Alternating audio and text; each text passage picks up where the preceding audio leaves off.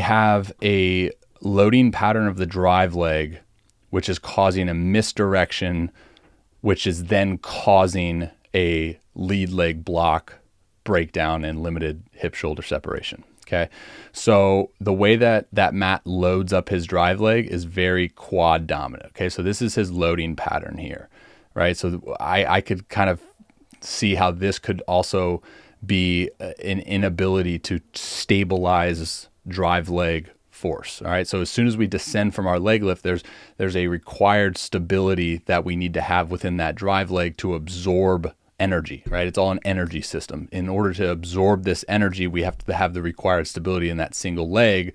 And if we don't, we typically see this type of pattern within the drive leg where descending from peak leg lift, it just kind of falls, right? It just kind of starts to fall. So now as Matt enters this drive phase, you can see that he's disconnected from the ankle, knee, and hip, right? They're all kind of like, there's no point in which he stabilizes that energy, okay? Hopefully that part makes sense. So not only do we have this instability of the drive leg, but since there is this instability, it's now taking his energy, his direction, third base side, right? It's taking him this way. I'm assuming that there's intention behind this because you guys are on a line right now, and I think that's something that got brought up. But you can see that now his direction is being misdirected here, and now as he lands, you can see that we get into this pattern where we're off, right? We're off from our linear desired task. Okay.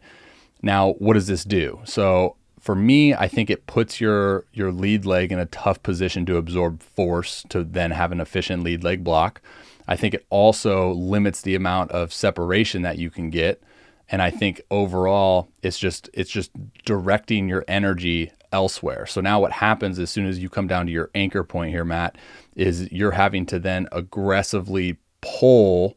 See how your trunk's going to aggressively pull this way to fight compensation, to get back online, to get back to linear. And I think this is a byproduct. This is a reason why you have arm action, arm slot issues as well, because there's inconsistencies within your arm action. Okay. Holistic delivery. But now as he comes down from his leg lift, boom, this is where we see that stabilization. And now as he enters his drive phase, he's directing his energy system towards his desired target, right? So now as he comes down to landing, boom, he puts himself in a really good position of that lead leg to absorb force, better hip shoulder separation. And now he comes through and throws pretty freaking hard. Okay. I'm not saying that's a direct correlation to his velocity. Obviously he's probably just built to throw hard, but I think in terms of producing power, in terms of effortlessly throwing hard, we need to make sure, obviously there's a lot of different things that go into it, but we need to make sure that the energy that we're creating in our delivery is being released towards our desired target. If it's not, then we're leaking that potential energy. Okay. So with the Grom as well, you can see leg lift separates, and look at that linear progression towards his desired task. So that means now all this energy that he has is being released towards his target. Okay. So he's optimizing his entire energy production.